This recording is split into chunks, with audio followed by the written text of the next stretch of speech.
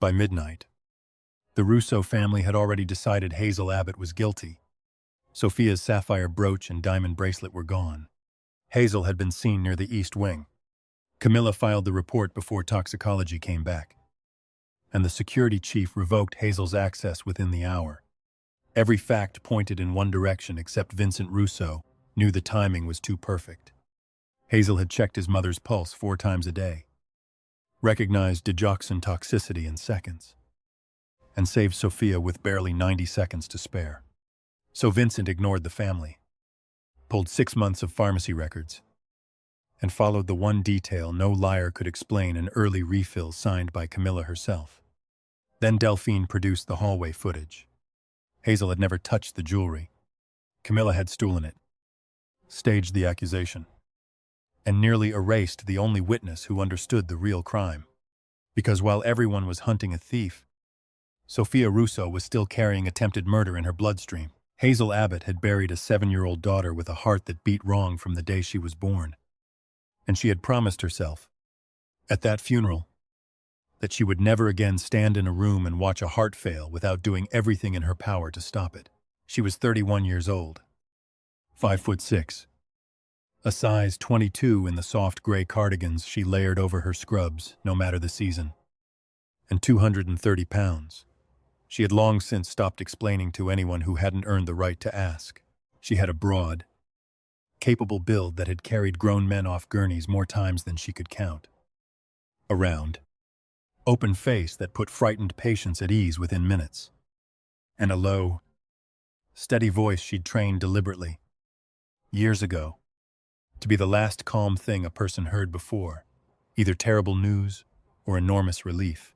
9 years of hospice and cardiac home care had taught her to read a failing heart the way other people read weather, the color under the nails, the particular hitch in a breath, the sound a pulse made when it was about to change its mind about staying.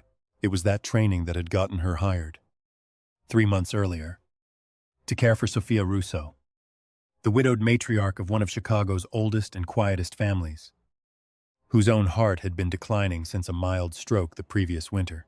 The Russo mansion sat on Lakeshore Drive behind a hedge tall enough to hide a small army. And Hazel had learned its rhythms the way she learned every household's rhythms: quickly, quietly, and from the bottom of the staff hierarchy looking up. Sophia, unlike most of the family who orbited her, had been kind from the first week, patting the seat beside her bed and asking Hazel to stay for tea, even when tea wasn't strictly on the schedule. "You have sad eyes for someone who spends her whole life keeping people alive," Sophia said once, not unkindly. And Hazel had said only that she'd learned a long time ago that the sadness and the calling came from the same place. She did not explain, that day or any day after, that the small silver locket she wore under her collar held a photograph of a girl named Nora, 7 years and 4 months old at the time of the funeral, whose own heart had simply never learned to beat correctly, and whose mother had spent every year since making sure no other family's heart failed without a fight. Nora had loved swallows. Of all things, had drawn them constantly in the last year of her life. Small, crooked wings on the corners of every worksheet and get-well card, until a nurse at the children's hospital had given her a tiny enamel pin shaped like one. And Hazel still couldn't walk past a jewelry counter without her eyes catching on anything with wings. The Russo mansion had 31 rooms and, by Hazel's count, exactly 4 people in it who ever bothered to learn her first name without being reminded twice. Her closest thing to a friend in that enormous house was Delphine Okafor, the mansion's head housekeeper, a soft-spoken woman in her 50s who had buried a husband of her own and recognized, within a week, exactly what kind of grief lived behind Hazel's careful professionalism. "You don't have to explain the locket to me," Delphine had said, the first time she caught Hazel touching it during a quiet moment in the linen room. "I had one too. For my Michael. For the first 3 years. You wear it as long as you need to and not 1 day less." It was Delphine who warned her, gently, in that same first week, exactly which relatives to be careful around and which to trust. A map of the household's loyalties that would matter more than either woman yet understood. "Miss Camilla," Delphine said, folding towels with the unhurried rhythm of 30 years in that house. Smiles at you right up until the moment she doesn't need to anymore. Mind how she smiles. The rest of the household was not so gentle. Sofia's late husband's sister, Camilla Russo, had lived in the mansion's east wing since her own husband's death a decade earlier, and she made her opinion of the new caregiver known within Hazel's first week. In the particular tone, wealthy women reserved for staff they've decided are beneath comment. I do hope she's more qualified than she looks, Camilla said to Sofia's longtime housekeeper, well within Hazel's hearing. The way people who consider themselves above notice always speak as though the person in question has already left the room. Hazel kept folding the freshly laundered linens and said nothing. Because 9 years in this line of work had taught her that the families who mocked the caregiver's body were, without exception, the families most uncomfortable with how much that caregiver actually saw. Camilla's adult son, Nico, took his cue from his mother and referred to Hazel, when he thought no one was listening, as the nurse they had to special order, a phrase that traveled through the staff quarters within a day and never quite stopped stinging. No matter how many times Hazel told herself it wasn't worth the ache, Hazel's days settled into a rhythm within that first month that she came to find almost peaceful. Despite the undercurrent of East Wing cruelty running beneath it, mornings meant vitals and medication, and the crosswords Sofia insisted on doing aloud together. Afternoons meant whatever light housework the older woman wanted help with just to feel useful.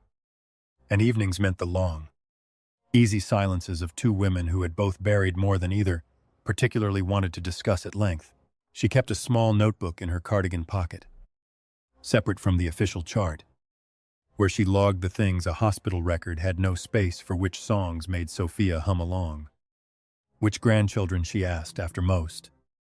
The exact number of sugars she pretended to forget she wasn't supposed to have in her tea.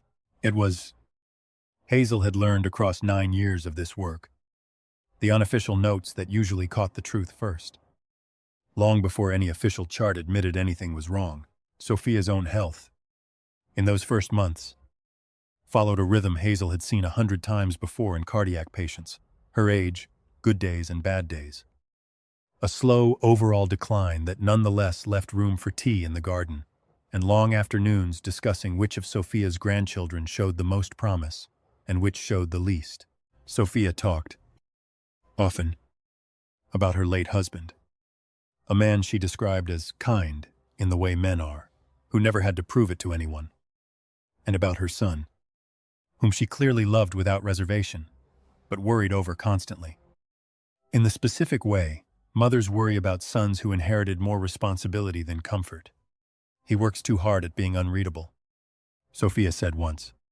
His father was the same way. It's exhausting to watch. And I imagine it's exhausting to be.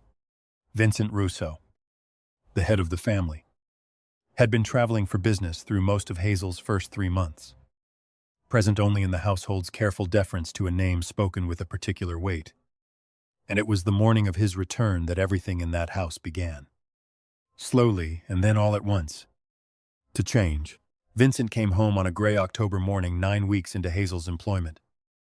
And the first thing he did, before greeting a single relative waiting in the foyer to catalog his attention, he was walked straight up to his mother's room to see her with his own eyes. He found Hazel there already, taking Sofia's blood pressure with the unhurried precision of someone who had done it 4,000 times and would do it 4,000 more, without once looking bored.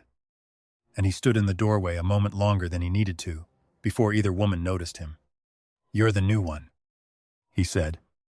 And Hazel corrected the math without looking up. 12 weeks. Mr. Russo. Not that new. Long enough that my mother likes you, he said. She doesn't like anyone 12 weeks in. Ask my last 3 attempts at a driver. She has good instincts, Hazel said. For someone everyone in this house keeps insisting is too fragile to have any... Something in Vincent's face shifted at that. A flicker of a man recalibrating an assumption he hadn't realized he was making. And he didn't say anything else that morning beyond a quiet thank you on his way back out. But Sofia caught Hazel's eye once he'd gone, and smiled the particular smile of a mother who has just watched something interesting begin without either party noticing it yet. Over the following weeks, Vincent found reasons to be in his mother's wing more often than his schedule, strictly required a phone call taken by the window instead of in his study, a habit of arriving for the tail end of Sophia's afternoon tea and staying rather than excusing himself the moment business allowed, and Hazel noticed. The way she noticed everything, without ever once mentioning it to him directly. He asked her, once, almost offhand, how she'd ended up doing this particular kind of work. And she told him only the outline of it. A daughter. A heart condition. More years ago now than it sometimes felt, and he had the good sense not to press for the rest before she was ready to give it. Which she found, more than any of his careful courtesies, was the thing that first made her trust him. Vincent was 36 that year. Built lean and precise, the way men are who have spent their whole lives being watched and have learned never to waste a movement. Dark eyes that gave away nothing in a negotiation, and everything in the 2 seconds before he managed to close them off. And a habit of rubbing his left thumb along an old scar on his right palm whenever a room reminded him of his father, which was more often than anyone in that family understood.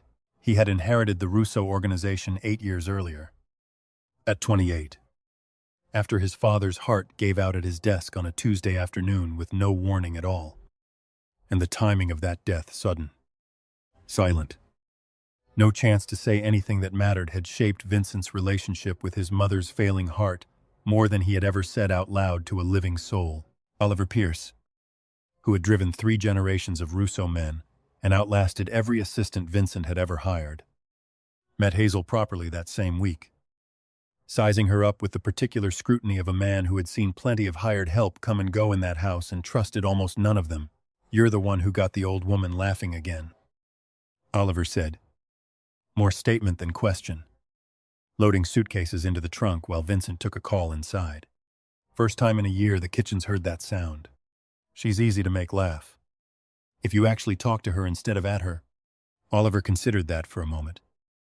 The way a man considers something he suspects is true but hadn't thought to say out loud himself. "Camilla doesn't like that you make her laugh," he said. "Watch that one.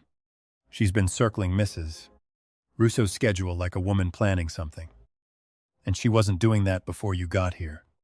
Hazel filed the warning away next to Delphine's.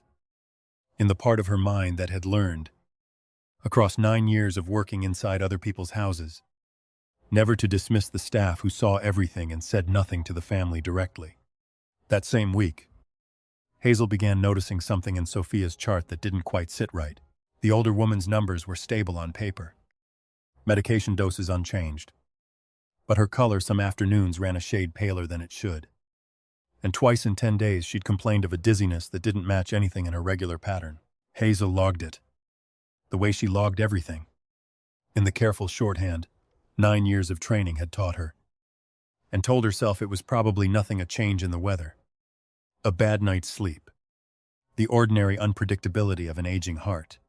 She did not yet know to wonder why Camilla Russo had begun, that same week, taking a very particular interest in which pharmacy delivered the household's medications, and on which days Camilla, for her part, had begun that same interest, not out of any sudden malice, but out of 40 years of quiet accumulation, every dinner where her opinion was politely tolerated and never once acted on, every family decision made in a room she was invited into but never truly heard in, every year that passed with the trust still firmly, entirely, in a nephew's hands, rather than her own.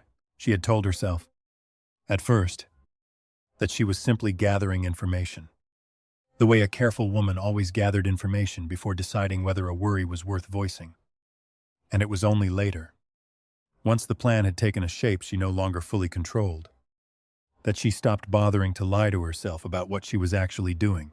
The dinner that broke the last of the household's careful pretense of civility happened on a Thursday 3 weeks after Vincent's return. At a family meal meant to celebrate nothing in particular except the fact that all of the Russos who mattered were, for once, in the same city at the same time. Camilla waited until the second course to bring up the subject of Hazel's qualifications, phrasing it as concern for Sophia rather than what it plainly was. "I only wonder," she said, to the table, generally, whether someone in Ms. Abbott's condition can truly keep pace with an emergency, should one arise. It's a demanding role, One does need a certain stamina. Nico laughed the laugh of a man who had been waiting all dinner for permission to be cruel. And one of the cousins visiting from the Milwaukee branch of the family looked uncomfortable, but said nothing. The way people at that table always said nothing when Camilla decided to draw blood. Nico Russo was 33 that year. Handsome in the unearned way of men who had never once had to work for anything. And he had spent most of his adult life resenting. Quietly, and then less quietly. The fact that his cousin Vincent had inherited the family's real power, while Nico himself had inherited only a seat at dinners like this one. His mother had raised him on a steady diet of grievance dressed up as love. The sense that the Russo trust should by rights have passed through her side of the family, rather than skipped straight to a 28-year-old who had never once had to earn anything the hard way. And Nico had absorbed that grievance the way children absorb the things their mothers repeat often enough at the dinner table. Hazel set down her water glass with the same steady hand she used on Sophia's medication schedule and said, "Evenly. I ran a code on a man twice my size. Alone. In a stairwell. For 11 minutes until paramedics arrived. 4 years ago. I'd be happy to discuss my stamina further. If it would help." One of the Milwaukee cousins. A soft-spoken accountant named Teresa who rarely spoke at these dinners at all. Let out a short, surprised laugh before she could stop herself, and pressed her napkin to her mouth as if she could take the sound back. Though the damage a crack in Camilla's careful performance of concern had already been done, the table went quiet in the particular way. Rooms go quiet when someone has said something true that nobody expected to hear out loud. Vincent, at the head of the table, set down his own fork with a deliberateness that drew every eye in the room, and said, without raising his voice at all, "My mother's care isn't a subject for dinner conversation. Camilla, if you have concerns about her health, bring them to me directly, not to the table." "I only meant, I know exactly what you meant," Vincent said. "Say it again in front of me, and we'll discuss it somewhere considerably less comfortable than this dining room." Nico, for his part, looked as though he wanted to say something further, and thought better of it under his cousin's stare. Which was, Hazel noted privately, the closest thing to good judgment she'd yet seen from him. Camilla did not say it again. Not that night. But she watched Hazel across the table with an expression that had nothing to do with concern for her sister-in-law's stamina, and everything to do with recalculating a plan that had just become more complicated than expected. Sophia, at the far end of the table, reached over and patted Hazel's hand once, publicly, in a small gesture that said more to the assembled family than any speech could have. And Camilla's mouth thinned at the sight of it in a way nobody but Hazel seemed to notice. It was 2 days later that Hazel noticed the first real discrepancy. A pharmacy delivery log showing a refill of Sophia's heart medication a full week before it should have been due. Signed for not by Hazel or the household's usual staff, but by Camilla herself. She mentioned it to Oliver rather than going straight to Vincent, partly out of an old habit of working through the household staff before troubling the family directly, and partly because she still wasn't entirely sure, at that point, whether an early refill meant anything more than an aunt being unusually attentive to her sister-in-law's care. Oliver's only response was to write the date down without comment and say that Mr. Russo would want to know, quietly, and soon, and then he added, almost as an afterthought, that Camilla had also asked him twice that month, exactly which afternoons Hazel took off information. A woman planning nothing in particular had no obvious reason to want. Hazel spent that evening off, a rare one, sitting in her own small apartment across the city, with Nora's photograph propped against the lamp the way she did every year around this time, and told her daughter, out loud, the way she always did when something in her chest felt too heavy to carry silently, that she thought something was wrong in that big house on the lake, and that she didn't yet know what to do about it. Nora, of course, said nothing back, the way she hadn't in 9 years. But the ritual of speaking it aloud had always helped Hazel think more clearly than keeping it locked inside her ever did. Sophia Russo's heart nearly stopped for good on a Sunday morning 11 days after that dinner. And it happened exactly the way a genuine cardiac decline was supposed to happen. Gradual color loss. Shortness of breath. A confusion that read, to anyone without Hazel's specific training. Like the natural progression of a tired old heart finally giving up the fight. Hazel had been in the room within 90 seconds of the first alarm. And it was there, kneeling beside Sophia's bed with 2 fingers on a pulse that was doing something subtly, specifically wrong. That 9 years of hospice training told her what her eyes alone would never have caught: the particular rhythm of digoxin toxicity, a medication effect that mimicked heart failure almost perfectly to anyone who hadn't spent a career learning the difference. Sophia was not simply failing. Someone had been titrating her toward death for weeks, in doses small enough to read as natural decline, timed against a heart condition real enough to hide the crime inside its own symptoms. For half a second, kneeling there with Sophia's hand cold in hers, Hazel was 7 years back in a different hospital room, watching a much smaller heart lose the same fight. And she made herself breathe through the memory rather than around it. Because Sophia Russo was not Nora. And Sophia Russo was, God willing, not finished yet. Hazel did not wait for permission or explanation. She administered what she could from the emergency kit she'd insisted on stocking herself against every objection from the household's regular physician. Called for the ambulance in the same breath she started counting Sophia's breaths aloud, and worked without stopping through 4 of the longest minutes of her professional life until the paramedics took over at the door. Delphine appeared in the doorway somewhere in the middle of it, took one look at Hazel's face, and started clearing the hallway of frightened staff and confused relatives without needing to be told. The 2 women falling into an unspoken partnership, neither had rehearsed, but both executed perfectly. Nico, woken by the commotion, stood uselessly in the hallway in his robe, asking what was happening, in a voice pitched too high to be any real help. While Camilla, notably, did not appear at all until the ambulance was already pulling away, a detail Hazel filed without comment. The way she filed everything. For later, Vincent arrived at the hospital 11 minutes after the ambulance, having broken every traffic law between his downtown office and Northwestern Memorial, and found Hazel in the family waiting room still in yesterday's scrubs, hands finally shaking now that there was nothing left for them to do. She's stable, Hazel said, before he could ask. Barely. If I'd been 90 seconds slower, you weren't. He said. Tell me what happened. Someone's been poisoning her, Hazel said, slowly, with her own medication. I need blood work. And I need the pharmacy records from the last 2 months. And I need someone to believe me before whoever did this has time to clean up the evidence. The attending cardiologist. A brisk, no-nonsense woman named Dr. Whitfield, who had seen plenty of frightened families pass through that waiting room, pulled Hazel aside within the hour to confirm what Hazel already suspected from the bedside numbers alone. Your instinct was right, Dr. Whitfield said. Digoxin level nearly triple what her prescription should produce, even accounting for reduced kidney clearance at her age. Whoever did this either knew exactly what they were doing, or got lucky about how slowly it would present. I don't love either possibility.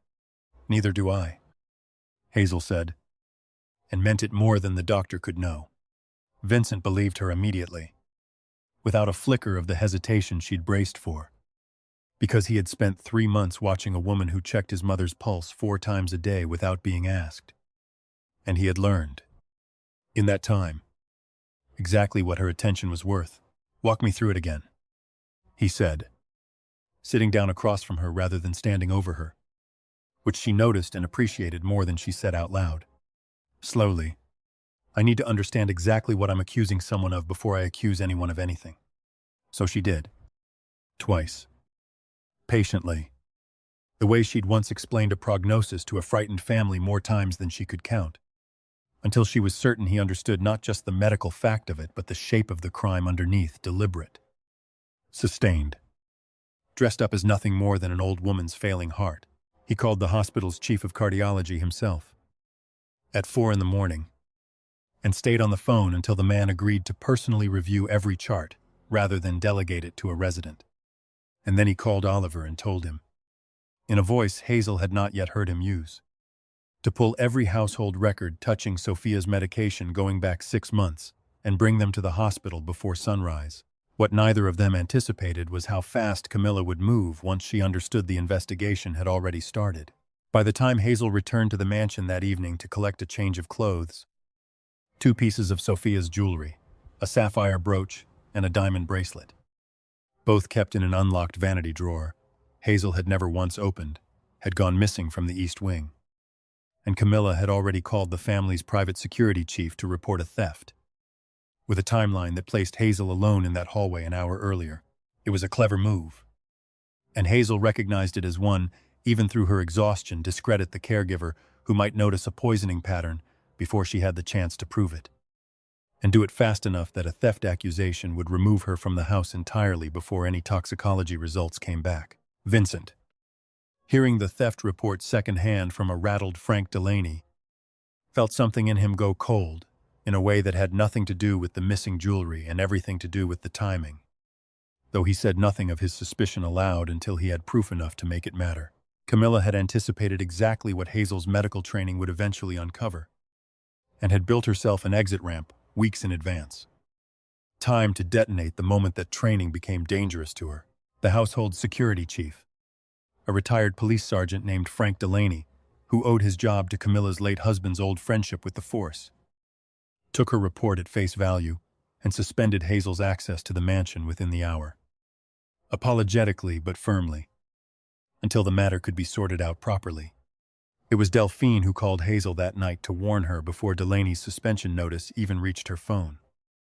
And it was Delphine, again, who quietly pulled the mansion's hallway camera footage from the afternoon in question and set it aside somewhere Camilla wouldn't think to look for it. On nothing more than a housekeeper's stubborn instinct that the smiling woman in the East Wing had never smiled at the right people for the right reasons. They did not call the police that night, because Vincent refused to let anyone touch the investigation until he understood exactly what he was dealing with. And instead he sat with Hazel in his study until nearly 3 a.m. while she walked him through, chart by chart, exactly what she'd found. "I need you to understand something," he said, once she'd finished, staring at the fire rather than at her. "My father died at his desk 8 years ago. No warning. No symptoms anyone caught in time. Just gone. In the space between one phone call and the next. I have spent 8 years terrified of exactly this. A heart failing quietly while I was somewhere else. Too late to do anything about it. That's not the same as what happened to your mother." "I know," he said, "but it's the reason I nearly didn't come home in time to be useful tonight. And it's the reason I've kept every driver, every nurse, every person in that house at exactly the distance a job requires for 8 years.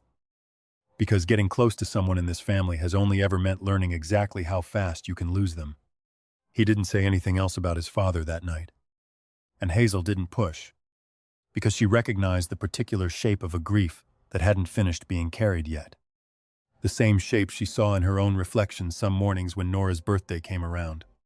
"Tell me about her," he said instead, quietly, nodding at the locket she hadn't realized she was touching again. "If you want to. You don't owe me the story just because I told you mine." So she told him about Nora's crooked drawings of birds, about the particular sound of a monitor when a small heart finally settled into a rhythm it could keep, about the year after, when she'd nearly quit nursing entirely before deciding, instead, to specialize in exactly the kind of care that had failed to save her own daughter, so that fewer families would have to learn what she'd learned the hard way. He listened without once trying to fix it, which she had learned, across 9 years of well-meaning people trying to fix an unfixable thing, was rarer than almost anything else a person could offer. "I still buy her a birthday cake every year," Hazel admitted, quieter than she meant to. "Just a small one. I don't even eat it most years. I just don't like the idea of the day passing with nothing marking it. That's not something to be embarrassed about." Vincent said, "I know. I still am. A little. Then we'll buy 2 next year," he said, simply, as if it were the most obvious thing in the world. And something in Hazel's chest loosened at the easy, unhesitating way he said it, not as a grand romantic gesture, just as a fact he intended to make true. What he did instead, an hour later, When the household's overnight security guard knocked to report a minor break-in attempt at the garden gate, almost certainly unrelated. Almost certainly just an opportunist, who'd read about the family in the papers, was walk out to the gate himself, in the cold, and spend 10 minutes talking quietly with the rattled 19-year-old guard who'd nearly quit on the spot from the scare, asking after the boy's mother by name and telling him, plainly, that nobody was getting fired over a stranger testing a fence line at 2 in the morning. It was a small kindness, aimed at someone who wasn't Hazel at all. And she noticed it anyway. The way she noticed everything about how a person treated the people who couldn't do anything for them in return. I'm not going to be one more person you keep at a careful distance until it's too late to say what matters, Hazel said, when he came back inside.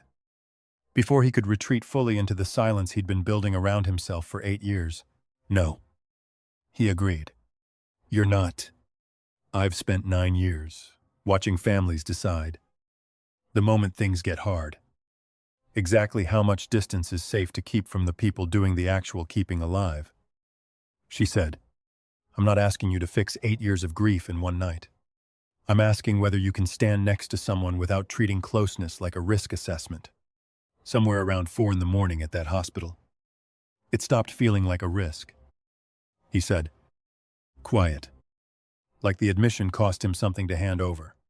It just took me a few more hours to admit that to myself instead of to a cardiologist. Then don't just tell me about your father. Tell me what you actually want. Out loud. The way you'd say it to anyone else, you weren't afraid of losing. He looked at her for a long moment, firelight doing nothing to soften the exhaustion in his face. And something in him that had been braced since a Tuesday afternoon 8 years earlier, finally. Carefully. Let go. I want the person who's kept my mother's heart beating for 3 months to still be in this house when all of this is over, he said. Not as staff. Not at a distance. I want to stop pretending the only thing I noticed about you was how good you are at your job. That's better, Hazel said, and let herself, finally, close the distance between them. Though neither of them said anything else about it before the sun came up, and the real work of proving Camilla's guilt began in earnest. The toxicology results came back 4 days later, ironclad and unambiguous, and confirmed exactly what Hazel had diagnosed at Sophia's bedside, a slow accumulation of digoxin far beyond Sophia's prescribed dose. Delivered through medication Camilla had personally signed for and personally administered on the 2 afternoons a week Hazel took off. Oliver Pierce, working quietly at Vincent's instruction, had also pulled the pharmacy's delivery records and found the early refill discrepancy matched, almost to the day, with the timeline Hazel had first flagged weeks earlier. And Delphine's carefully preserved hallway footage placed Camilla alone in the East Wing vanity room at the exact hour the missing jewelry had last been seen. 3 days before she ever reported it stolen, Frank Delaney, the security chief, quietly reinstated Hazel's access the moment Vincent showed him the footage, and had the visible good sense to look deeply uncomfortable about how quickly he'd taken Camilla's version of events at face value in the first place. The family gathered 12 days later, at what had been planned months in advance as a celebration of Sophia's recovery and the 10th anniversary of the family trust that had passed. Upon her husband's death, into Vincent's control, a gathering Camilla could not skip without raising exactly the suspicion she'd spent weeks trying to avoid. The ballroom itself had been decorated in soft golds and creams, Sophia's favorite colors, with photographs of her late husband set discreetly among the flowers on every table, a detail Sophia had chosen herself, over the event planner's gentle suggestion that something more contemporary might suit the anniversary better. Hazel walked into that ballroom on Vincent's arm, in an emerald green gown Sophia herself had insisted on gifting her, over Hazel's every objection, along with a small enamel pin shaped like a swallow that Sophia pressed into her hand before they left the mansion. For luck, Sophia had said, and because a woman who saved my life should never again have to dress like she's trying not to be seen. Camilla saw her enter, and, for one brief, ugly moment, played the card she'd clearly been saving. She stood, before anyone else could speak, and announced to the assembled family that the household's jewelry theft investigation remained unresolved, and that in her opinion, The caregiver on Vincent's arm tonight was the only person in that house whose access and timeline made any sense as the culprit. It worked. For almost a full minute of murmuring around that ballroom, exactly the way Camilla had built it to work, Nico nodded along at his mother's side. And a few of the Milwaukee cousins exchanged uncomfortable glances, willing to believe a version of events that kept the family's oldest, most respected name out of any real scandal, Delphine, standing near the kitchen doors in her one good dress, because Sophia had insisted the staff be included in the celebration, caught Hazel's eye across the room and gave the smallest, steadiest nod, the kind that said whatever happens next. I already know the truth, and so do you. Vincent said nothing yet, because he had learned a long time ago that the worst mistake in a room like this was defending someone before the evidence had the chance to speak for itself. And Hazel had never once needed anyone to speak for her regardless. I did take something from this house, Hazel said, into the murmuring, calm and clear enough to cut through it without raising her voice at all. I took blood samples, mine and Sophia's both, and a set of pharmacy records that somebody signed with a name that isn't mine.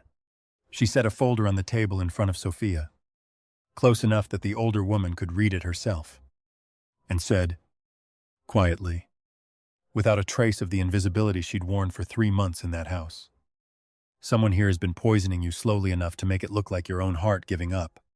It wasn't your own heart, and it wasn't me.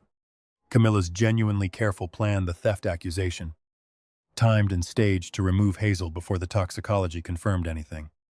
Designed to make a grieving caregiver look like an opportunist, instead of the only person who'd actually saved a life in that house, had worked for just long enough to plant real doubt in that ballroom. And the gap between that doubt and the moment the pharmacy records hit the table was the difference between the woman Sophia had married into this family and the woman grief and resentment had slowly turned her into, somewhere near the back of the room. Oliver Pierce stood very still with his hands folded in front of him, the exact posture of a man who had spent 3 generations of Russo scandals, learning to look unreadable in public. Though the tight set of his jaw suggested this particular scandal had gotten under even his considerable composure, Sophia read the folder in silence for a long moment, then looked up at her husband's sister with an expression none of them had ever seen on her before. You've been in this family 40 years. Camilla, she said, I loved you like a sister. Tell me it isn't true. Someone had to save this family from a boy who inherited everything and understood nothing. Camilla said, and the words landed in that ballroom the way a confession always lands once it's already too late to take it back. Vincent was 28. He knew nothing about the business, nothing about the trust, nothing about what it takes to hold a family like this together for 40 years. I was simply going to hold the trust myself. Once Sophia was gone, until he was old enough to deserve it. I was old enough 8 years ago, Vincent said, standing now, quiet, in the exact way that had made grown men at that dinner table go silent weeks earlier. You didn't try to save this family. Camilla, you tried to poison my mother to steal it. Say it plainly. At least once. Before this is over. Camilla didn't answer that. Nico, 3 seats down, had gone the color of the tablecloth, and it became clear within minutes that he had known nothing of his mother's plan at all. A small mercy nobody in that room felt inclined to extend to Camilla herself. He stood up so fast his chair nearly went over, and said, to his mother rather than the room, in a voice cracking with something that hadn't quite decided yet, whether it was grief or fury. 40 years. And this is what you thought you had to become to matter in this family. You could have just asked for a seat at the table. Nobody had to die for it. Camilla didn't answer her son either. Security escorted Camilla out through the ballroom's side entrance rather than its front doors. Quietly. Before the orchestra had even finished the piece, it was partway through, and the family's lawyers were already discussing, in low voices near the bar, exactly how the remaining Milwaukee relations wanted this handled to keep it out of any paper that mattered. Vincent turned to the room, to the relatives who had spent 3 months treating Hazel's uniform and her body as an open invitation for comment, and said, loud enough that every table heard it clearly, Miss Abbott caught a poisoning 3 months of doctors and family missed entirely. saved my mother's life with her own hands, and was accused of theft by the one person in this house who actually had something to hide. If anyone here still has an opinion about her qualifications, I'd be glad to hear it directly. Nobody did. Teresa, the Milwaukee cousin who had laughed at dinner and regretted it instantly, was the first to cross the room afterward, taking both of Hazel's hands in hers the way Sophia so often did. I should have said something that night, Teresa said, quiet enough that only Hazel could hear it. I'm saying it now. Thank you for not letting the rest of us stay comfortable in not knowing. The family's lawyers, working quickly through the following weeks, arranged for Camilla to be committed to a private psychiatric and legal process rather than a public trial. A decision Sophia herself insisted on, not out of mercy for what Camilla had done, she said, but out of a refusal to let the woman's 40 years of resentment become the only story anyone in Chicago remembered about the Russo name. Camilla did not contest it. Nico visited her exactly once, at the facility, and came away saying only, to anyone who asked, that his mother had finally admitted, quietly, that she'd known for years the plan was wrong and had built herself too many justifications to stop before it was too late to undo any of it. Delphine, clearing the folder from the table an hour later once the family's lawyers had taken over, paused beside Hazel long enough to squeeze her hand once, hard, and say only, told you to mind how she smiled, which was as close as either woman needed to come to acknowledging what they'd both been carrying quietly for months. Sophia Russo made a full recovery over the following 2 months, her heart stabilizing once the digoxin cleared her system entirely. And she insisted, against considerable resistance from the family's lawyers, that Hazel stay on not as staff but as a permanent member of the household in whatever capacity she chose. Hazel chose, in the end, to keep working. There were other failing hearts in the world that needed exactly the kind of attention she'd spent 9 years learning to give, but she no longer did it from a distance, measured in careful, professional courtesy. Vincent rearranged his travel schedule that winter in ways his assistants noted privately but never questioned aloud. And it became, within a season, an open fact in that household that Sophia's afternoon tea now regularly included both of them. Nico, to the family's quiet surprise, stayed on rather than distancing himself from the scandal his mother had caused, and spent that winter making himself useful in small, unglamorous ways around the estate, as if trying, one folded towel and one rescheduled appointment at a time, to prove he was nothing like the woman who'd raised him. Delphine got a raise. Nobody had to ask Vincent twice to approve, and a standing invitation to Sophia's tea whenever her own duties allowed, which she accepted exactly as often as her considerable pride would permit. Oliver started calling Hazel Doc sometime that winter, a nickname that stuck around the household long after anyone remembered exactly why he'd started it. And he never once let her carry her own bags out to the car again. Whether she wanted the help or not, Camilla's name was not spoken in that house again above a whisper. And when it was Sophia, more often than anyone expected, who quietly changed the subject, not out of forgiveness exactly, but out of a tiredness with grief that had already cost the family enough. Hazel kept her promise about the cake that year, and the year after. And Vincent, true to his word, bought a second one every single time without fail. Small and unremarkable, and exactly the right size for 2 people who understood, better than most, that grief and love could sit at the same table without either one crowding out the other. The small silver locket still hung under Hazel's collar most days, Nora's photograph inside it exactly where it had always been. Except now, it sat beside a second, smaller locket. Vincent had commissioned that winter a matching swallow, in gold this time, engraved on the back with 3 words he'd chosen carefully, still counting heartbeats. You know, Hazel said one evening, setting the tea tray down while Sophia dozed in her chair by the window and Vincent read beside her. Camilla once told your housekeeper I probably wasn't qualified enough for this job. I know, Vincent said. I let it happen for months before I understood exactly what I was letting happen. And now, he reached over, took her hand rather than the teacup, and said it the way he'd promised himself he would say things from now on.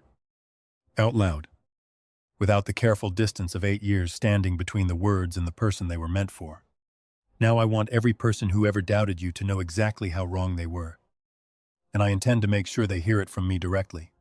So if a man spent 8 years keeping everyone at exactly the distance grief taught him was safe, and it still wasn't enough to stop his own family from nearly destroying the one person who saved what was left of it. What does that tell you about the distances we convince ourselves are protecting us? If this story moved you, even half as much as it moved us to write it, smash that like button before you go, because it tells us exactly which stories to bring you next. Share this one with someone who's ever been underestimated by the people who should have known better, because Hazel Abbott certainly was. And if you want more nights from inside this family's shadows, subscribe and ring the bell, because Chicago isn't finished with the Russos yet.